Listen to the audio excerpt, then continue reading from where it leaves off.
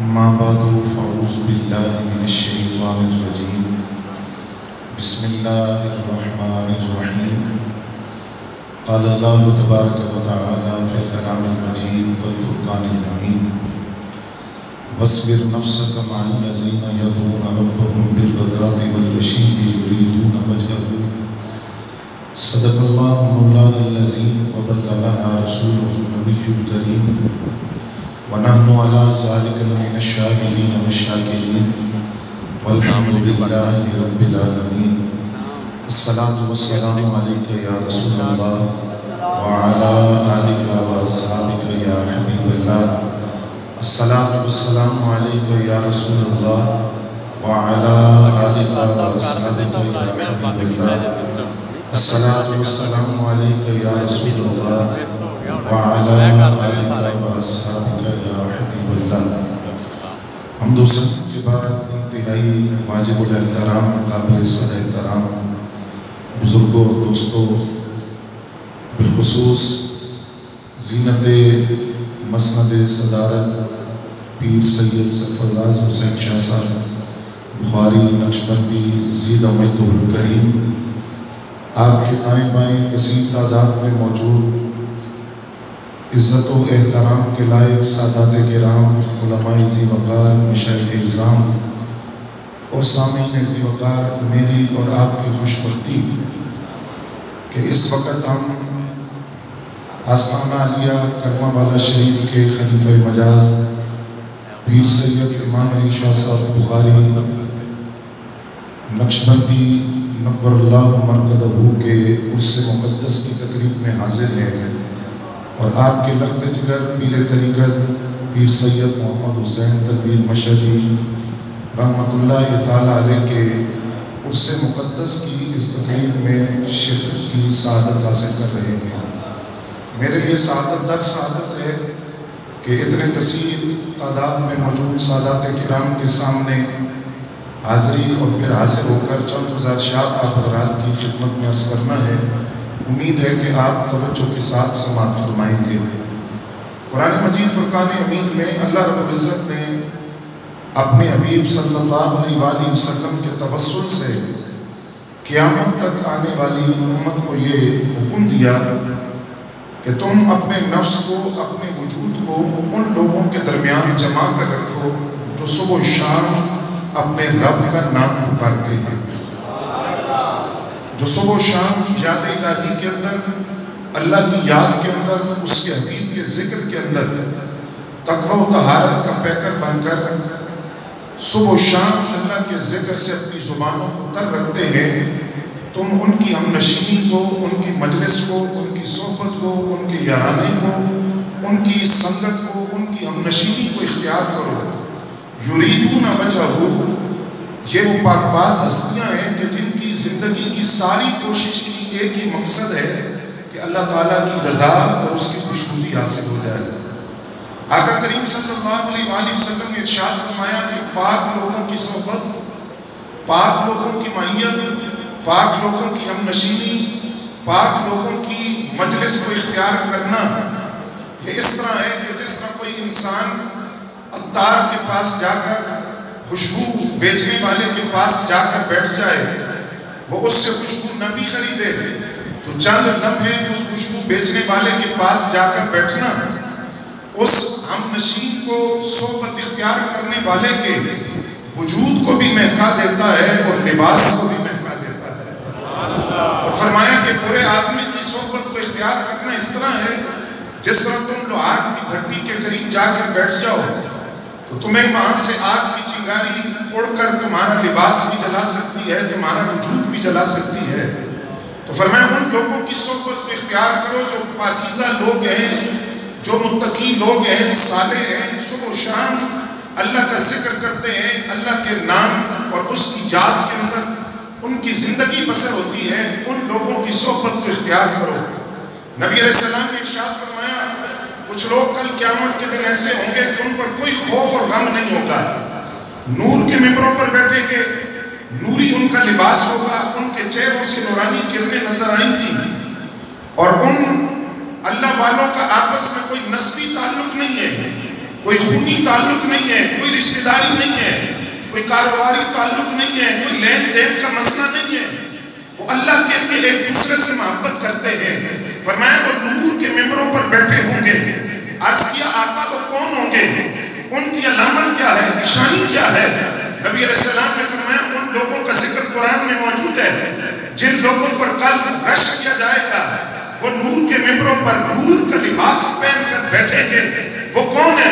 نبی علیہ السلام سے سوال ہوا تو آپ نے قرآن کی آیت پڑھی، فرمایا الا ان اولیاء اللہ لا خوف علیہم ولا هم یحزنون۔ فرمایا جن کے بارے میں قرآن نے یہ آیت نازل کی ہے یہ وہ جو کل نور کے ممبروں پر نور کا لباس پہن کر بیٹھے ہیں۔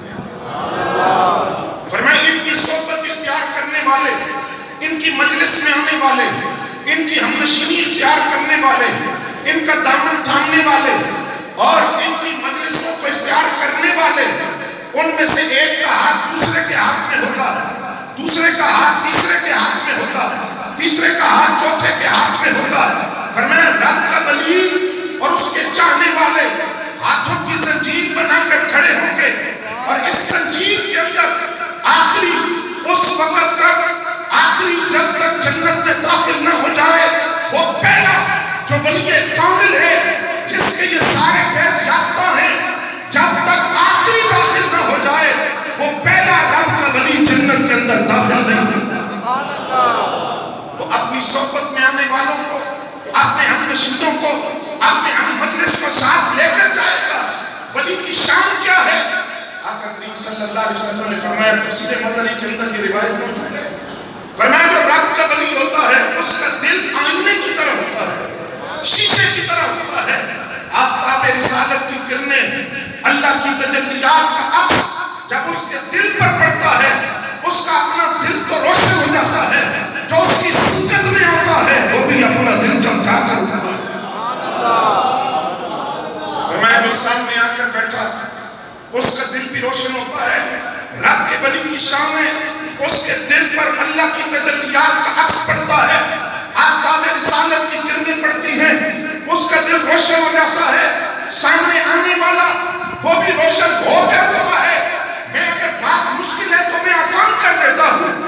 حضرت سلطان الہند حضرت خواجہ غریب نواز رحمۃ اللہ علیہ، آپ کے پاس ایک سادھو آیا، جوگی آیا، اس نے آپ کے دائیں بائیں چکر لگانے کے بعد آپ سے کہا میں نے آپ کے اندر جھانک کر دیکھا ہے، آپ میں کینہ نہیں ہے، حسد نہیں ہے، بغض نہیں ہے، جھوٹ نہیں ہے، آپ کے اندر میں نے کوئی مذموم اخلاق میں سے، بری عادتوں میں سے کوئی چیز نہیں دیکھی۔ لیکن خواجہ غریب نواز سے کہنے لگا ایک مسئلہ ہے، آپ کے دل پر ایک سیاہ نقطہ ہے، اس نقطے کی مجھے سمجھ نہیں آئی وہ نقطہ کیسا ہے۔ آپ نے فرمایا اگر تو جاننا چاہتا ہے کہ وہ نقطہ کیسا ہے، میرے دل پر سیاہ نقطہ جس کو تو نے دیکھا، اگر تو جاننا چاہتا ہے کہ اس نقطے کی حقیقت کیا ہے تو تو کلمہ پڑھ کر مسلمان ہو جا، تجھے سمجھ آ جائے گی کہ وہ نقطہ کیا ہے۔ سبحان اللہ۔ اس نے کہا جناب میرے کلمہ پڑھنے سے اس نقطے کا کیا تعلق ہے، کلمہ میں پڑھوں، نقطہ آپ کے دل پر ہے۔ فرمایا تو کلمہ تو پڑھ، رب کا ولی آئینے کی جیسا دل رکھتا ہے، اس ہندو جوگی کو سادھو کو سامنے بٹھایا، اس نے کلمہ پڑھا، مسلمان ہوا، اس سیاہ نقطہ نور بن کر خواجہ غریب نواز کے دل سے نکلا۔ اس نے کہا جناب میں نے کلمہ تو پڑھ لیا، مسلمان ہو گیا، اسلام لایا، لیکن مجھے یہ بات سمجھ نہیں آئی میرا کلمہ پڑھنے سے اس نقطے کا کیا تعلق تھا۔ فرمایا وہ جو نقطہ تو نے میرے دل پہ دیکھا ہے اصل میں وہ تیرا کفر تھا جو میرے دل میں نظر آیا۔ تو نے جب وہ کلمہ پڑھا ہے تو وہ سیاہ نقطہ جو تیرا کفر تھا جس کو تو نے میرے دل میں دیکھا، وہ سیاہ نقطہ دور ہو گیا، وہ سیاہ نقطہ جو تیرا کفر تھا میرے دل میں نظر آیا۔ فرمایا میرے دل کو تو خدا نے آئینہ بنایا ہے، تجلیات الہیہ کا آئینہ، جب اس پر عکس پڑتا ہے صحبت میں آنے والا بھی دل کو چمکا کر اٹھ کر جاتا ہے۔ حضرت شیخ ابو سعید فرماتے ولی کی شان ہے، بات مشکل تو نہیں ہے، وہ جو فرما رہے ہیں، فرمایا ولی کی شان ہے وہ کاف سے لے کر کاف تک اپنے مرید کے ساتھ ہوتا ہے۔ آج کے حضور یہ کاف سے کاف کیا ہوتا ہے؟ فرمایا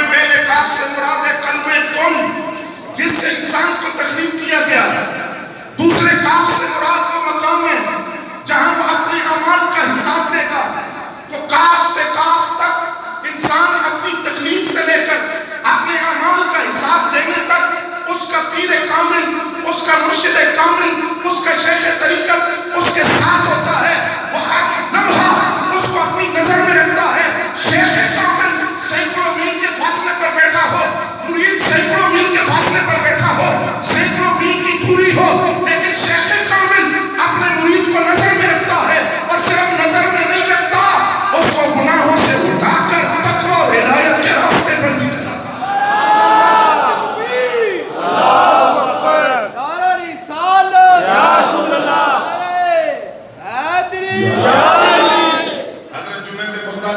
بغداد شریف کے اندر ہے، آپ کے مرید مسلک کے اندر۔ یہ بات بڑی توجہ سے سنیے گا۔ آج نام نے لبرل زدہ جب اور کوئی بات نہیں ملی تو تصوف کو سامنے رکھ کر نشانہ بنایا۔ حضرت جنید بغدادی بغداد میں ہے، مرید بصرہ کے اندر ہے، اور بصرہ کے اندر اس مرید کے دل میں گناہ کا خیال آ جاتا ہے۔ گناہ کیا نہیں، صرف خیال آیا، خیال آنے سے اس کا چہرہ سیاہ ہو گیا، گھر کے اندر اپنے آپ کو بند کر لیا، ملنا چھوڑ دیا لوگوں سے۔ لوگ دروازے پر آتے تو کہتا میری طبیعت ناساز ہے، میں ملاقات نہیں کر سکتا، میں مل نہیں سکتا۔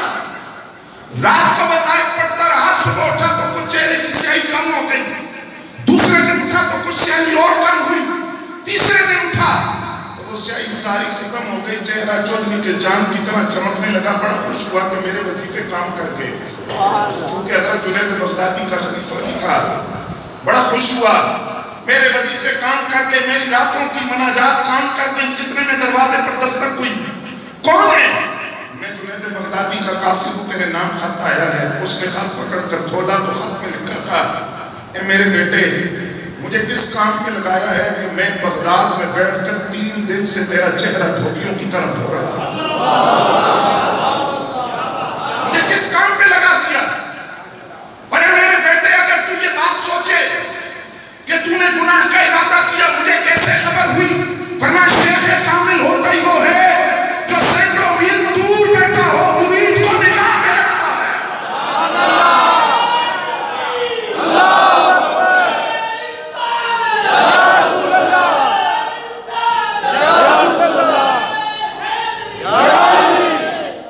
فرمایا وہ سینکڑوں میل دور بیٹھا ہو۔ اب فرمایا میرے بیٹے، تیرے دل میں یہ بھی خیال آئے گا کہ میں نے تو گناہ کیا نہیں، اور اس امت کی یہ فضیلت ہے کہ جب تک گناہ کرے نہ کوئی باز پرس نہیں ہے، گناہ کے خیال پر تو کوئی سوال نہیں۔ اے میرے بیٹے، یہ بات بالکل ٹھیک ہے کہ گناہ کے خیال پر کوئی سوال نہیں ہے، لیکن ولی جس مقام پر ہوتا ہے اس کے دل میں گناہ کا خیال بھی آئے تو رب اس سے سوال پوچھ لیتا ہے کہ تو نے تو لوگوں کو ہدایت کا راستہ دکھانا ہے، تو نے تو لوگوں کا تزکیہ نفس کرنا ہے۔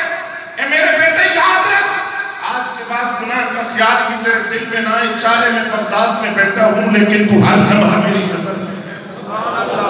رب کا ولی ہر لمحہ مرید کو اپنی نظر میں رکھتا ہے۔ آستانہ عالیہ کرما والا شریف کی عقیدت اور محبتوں کا مرکز شرف پور شریف، اور حضرت میاں شیخ محمد شرفپوری رحمۃ اللہ علیہ، آپ کے والے سے یہ موجود ہے کتابوں کے اندر واقعہ۔ رب کے ولی کی شان دیکھیں، لوگ کہتے ہیں نا بیعت کیوں ضروری ہے؟ اس لیے ضروری ہے، آپ کے مرید ہے، جمعے کا دن ہے، آپ کے سامنے آ کر بیٹھا، آپ نے اس کی طرف دیکھ کر فرمایا بھیا، میں روز روز سکھ نہیں بن سکتا، سن رہے ہو؟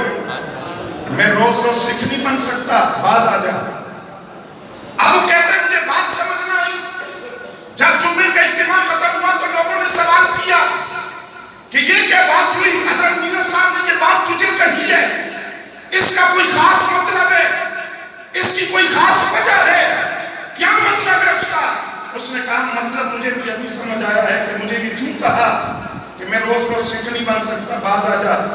وہ کہنے لگا میرے محلے میں ایک سکھنی عورت ہے جس کا شوہر ملک سے باہر ہے، وہ مجھے گناہ کی دعوت دیتی ہے، میں یہاں تک کہ گناہ کرنے کے قریب ہوا، وہ کہتی تھی میرا شوہر گھر میں نہیں، لیکن مجھے نظر آتا تھا، مجھے وہ نظر آتا تھا، اور اس نے مجھے کہا کہ میرا شوہر تو یہاں موجود نہیں، لیکن میں اس کے شوہر کو دیکھتا تھا، وہ نظر آتا تھا، اس وجہ سے میں گناہ سے باز رہا، گناہ سے دور رہا۔ تو وہ کہتا ہے مجھے آج بات سمجھ آئی ہے، میاں صاحب نے فرمایا میں روز روز سکھ نہیں بن سکتا، وہ اصل میں میاں صاحب تھے جو لباس بدل کر مرید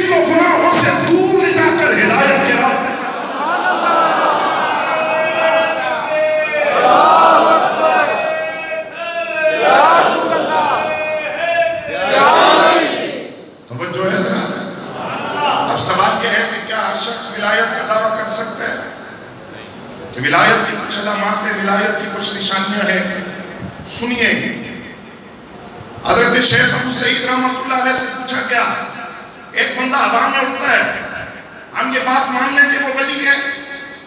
ایک بندہ دریا میں چلتا ہے، ہم یہ بات مان لیں کہ وہ ولی ہے؟ ایک بندہ چند لمحوں کے اندر سینکڑوں میل کا فاصلہ طے کرتا ہے، ہم یہ بات مان لیں کہ وہ اللہ کا ولی ہے؟ آپ نے فرمایا نہیں۔ پھر عرض کیا چاہیے بتائیے ولایت کی علامت کیا ہے؟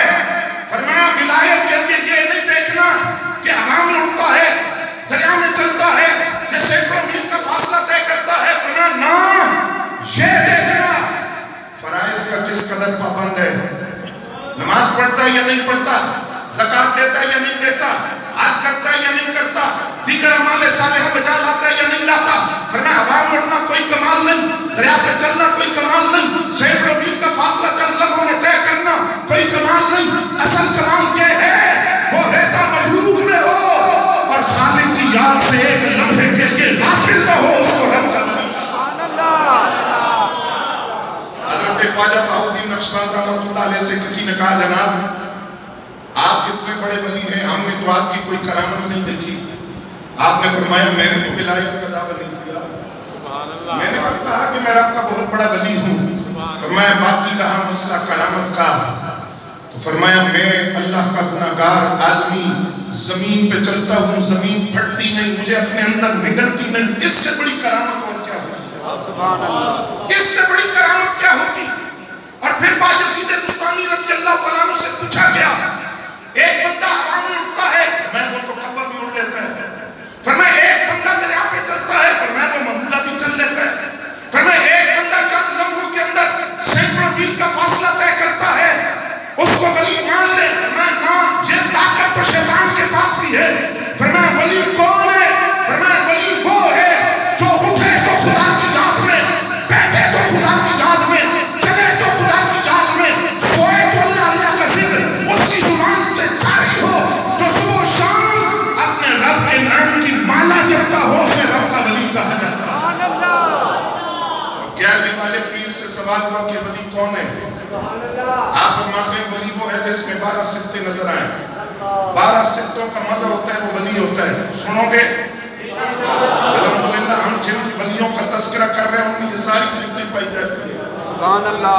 حضور غوث اعظم فرماتے ہیں 2 سکتیں اس میں اللہ والی، ان 2 سکتوں کا مظہر ہو، کون کون سی؟ سکتے غفار اور سکتے ستار۔ 2 سکتے نبی علیہ السلام والی، سکتے رفیق اور سکتے شفیق۔ ولی نرم دل ہوتا ہے، شفقت والا ہوتا ہے۔ 2 سکتے حضرت تاجدار صداقت سیدنا صدیق اکبر رضی اللہ تعالیٰ عنہ والی، ولی صادق بھی ہو، متصدق بھی ہو۔ 2 سکتے حضرت فاروق اعظم رضی اللہ تعالیٰ عنہ والی، ولی عامر بالمعروف ہو، ناہی عن المنکر ہو، نیکی کا حکم دے، گناہوں سے روکے۔ 2 سکتے حضرت عثمان ذو النورین رضی اللہ تعالیٰ عنہ والی، ولی شب بیدار ہوتا ہے، اللہ کی مخلوق کو کھانا کھلاتا ہے۔ 2 سکتے مولا علی والی، ولی بہادر بھی ہوتا ہے اور ولی علم کا بیٹا بھی ہوتا ہے، تو تب وہ ولی کہتا ہے۔ میں جب کہ اللہ اکبر یا رسول اللہ یا رسول اللہ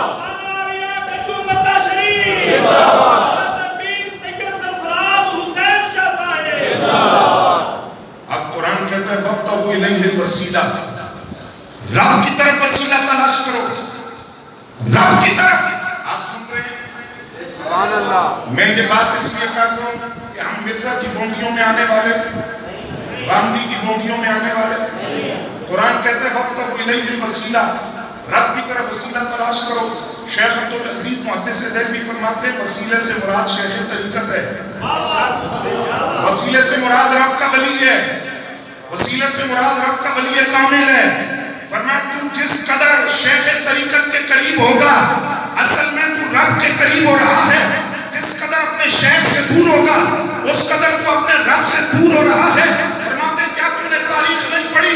امام الائمہ، امام اعظم ابو حنیفہ سراج الامہ، آپ نے بیعت کی تھی، باوجود اس کے فقہ کے امام تھے، حدیث کے امام تھے، لیکن بیعت کی تھی کس کی؟ امام جعفر صادق رضی اللہ تعالیٰ عنہ کی۔ ان کی بیعت کی اور یہاں تک فرمایا وہ 2 سال جو میں نے امام جعفر صادق کی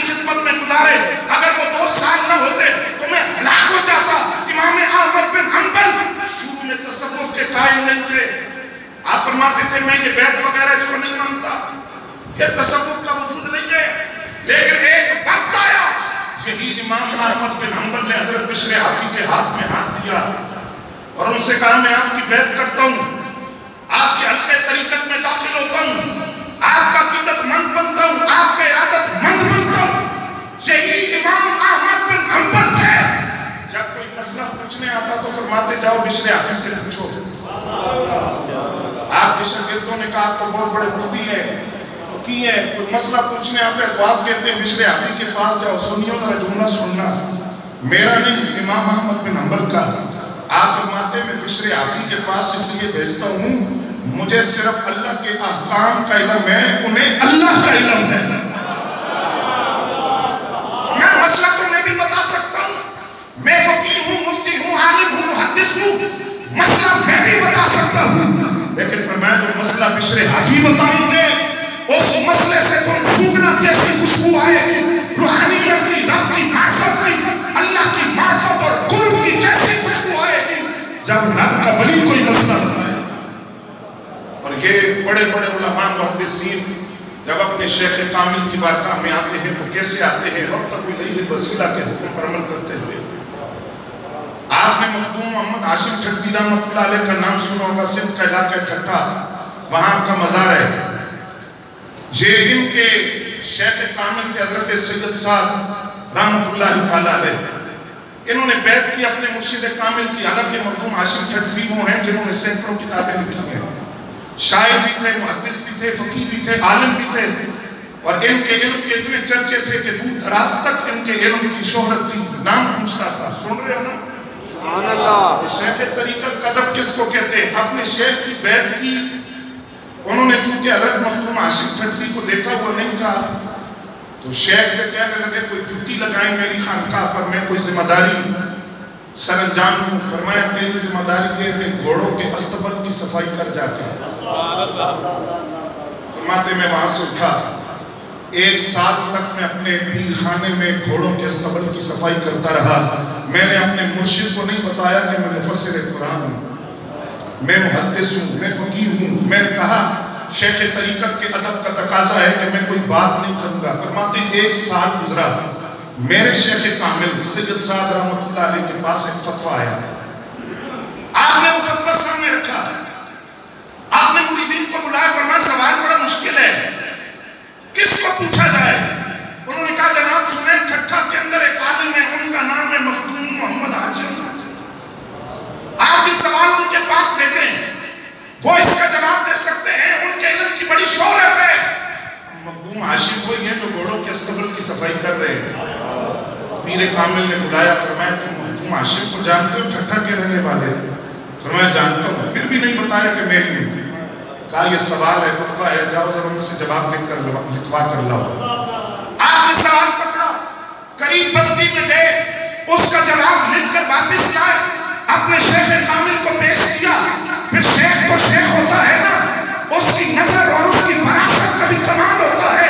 फतवे पे एक नजर डालकर हजरत मखदूम हाशिम ठट्टी को पकड़कर सीने से लगाया। फरमाया जब तू पहले दिन आया था ना तो मुझे पता था तू मखदूम हाशिम है, मैं तेरा इम्तिहान ले रहा था, एक साल के इम्तिहान में तुझे वहां पहुंचाया है, मैं सारे सिलसिलों की इजाजत और खिलाफत तुझे अता करता। मैं कुरान कहता है वसीला, उसकी तरफ वसीला तलाश करो। शेख अब्दुल अजीज मुहद्दिस देहलवी फरमाते इस वसीले से मुराद है शेख तरीकत का दामन थामो। दाता साहब ने तो कमाल लिखा। आप फरमाते वली कौन है? आप हदीस लाए हजरत हारिस बिन मालिक रज़ियल्लाहु तआला अन्हु। फरमाते हैं एक दिन नबी अलैहि सलाम की खिदमत में हाजिर हुए, आका करीम ने फरमाया सुबह किस तरह की है? सुबह बेदार हुए तो क्या कैफियत थी? अर्ज के हुजूर मोमिन था। फरमाया हर हकीकत का कोई दलील भी होती है, तुम कह रहे हो मैं मोमिन था, दलील क्या है? हर दावे की दलील होती है। आपका दावा है कि मैं सुबह उठा तो मोमिन था, इसकी दलील क्या है? अर्ज के हुजूर जब मैं सुबह उठा तो मेरे लिए सोने चांदी की और कूड़ा करकट की एक ही हैसियत थी। रात का ढेर हो या सोना चांदी हो, दोनों की एक ही हैसियत थी। और फिर मैंने निगाह उठाकर जन्नत के अंदर जन्नतियों को देखा, जहन्नम के अंदर जहन्नमियों को देखा। आपका करीम نے فرمایا اے حارث بن مالک اسی کو مقام ولایت کہتے ہیں، اسی کو مقام معرفت کہتے ہیں۔ اس مقام کی حفاظت کرنا یہ مقام ولایت ہے۔ جب ولی کی نگاہ یہاں تک پہنچے کہ وہ جنت اور جہنم کے مناظر بھی دیکھتا ہو اور دنیا کا کوڑا کرکٹ اور مال و دولت ایک حیثیت میں ہو تو وہ رب کا ولی کہلاتا ہے۔ یعنی دو شرطیں بنیادی رب کے ولی میں ہوں گی، ایمان بھی ہوگا، تقویٰ بھی ہوگا، تب تو ولی کہلاتا ہے۔ اور ولی صرف مومن نہیں ہوتا، آپ نے مرید کے ایمان پہ پیرا بھی دیتا ہے، سن رہے ہو؟ ایمان پہ بھی پیرا دیتا ہے اور عقیدے پہ بھی، سارے بولو پیرا تب ہی دے گا نا جب خود کامل مومن ہوگا، اور عقیدے پہ بھی پیرا تب دے گا جب اپنا عقیدہ ٹھیک ہوگا۔ ایمان پہ کیسے پیرا دیتا ہے؟ امام فخر الدین رازی رحمۃ اللہ علیہ، آپ نے تفسیر کبیر لکھی اور تفسیر کبیر لکھنے کے بعد جب دنیا سے جانے لگے تو شیطان آیا، رازی دنیا سے جا رہے ہو، یہ بتاؤ اللہ کو مانتے ہو نا؟ میں مانتا ہوں۔ اللہ کے مانتے ہو اللہ کو تو اللہ کے ہونے کی دلیل دو۔ آپ نے ایک دلیل دی، اس نے توڑ دی، دوسری دلیل دی توڑ دی، تیسری دلیل دی توڑ دی، 360 دلائل توحید خداوندی پر دیے، ہر دلیل کو توڑتا رہا۔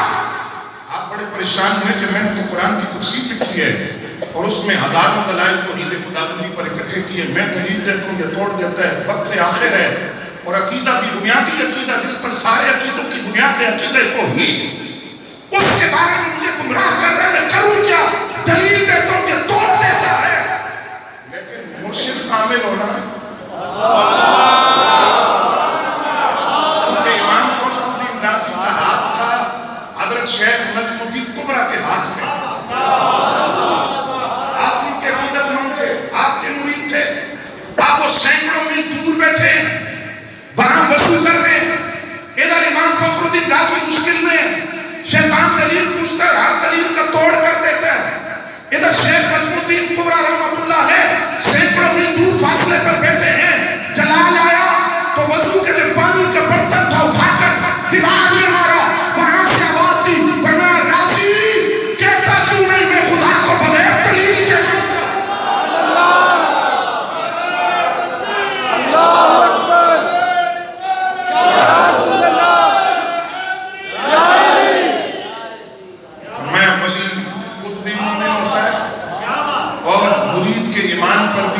پیرا دیتا ہے، ایمان کا محافظ ہوتا ہے۔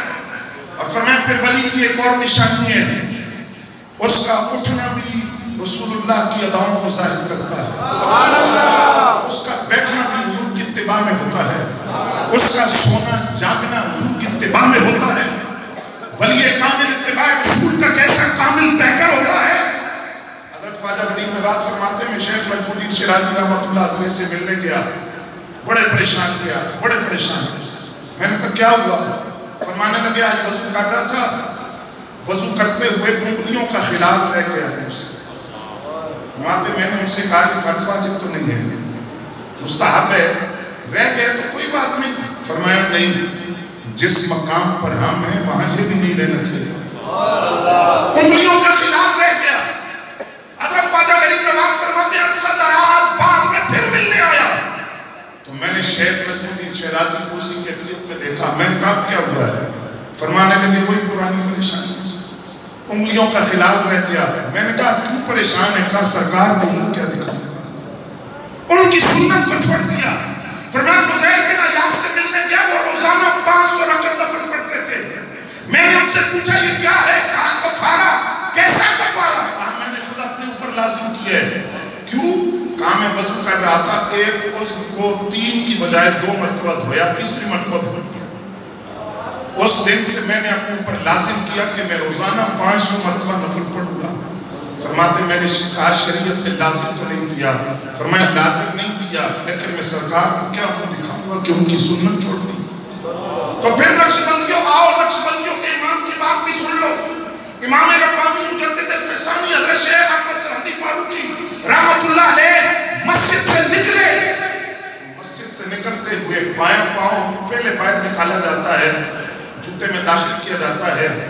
فرماتے ہیں چلتے چلتے دایاں پاؤں مسجد سے پہلے باہر نکالا تو وہیں بیٹھ گئے، رونے لگے، اتنا روئے کہ داڑھی آنسوں سے تار ہوئی۔ تو آپ کے صاحبزادے نے پوچھا بجی کیا ہوا؟ فرمایا مسجد سے بایاں پاؤں پہلے نکالنا تھا، میں نے دایاں پہلے نکال دیا ہے۔ ابا جی فرض واجب تو نہیں ہے، مستحب ہے۔ فرمایا جس مقام پر ہم ہیں ہم مستحب چھوڑیں گے، مرید فرض چھوڑنا شروع کر دیں گے۔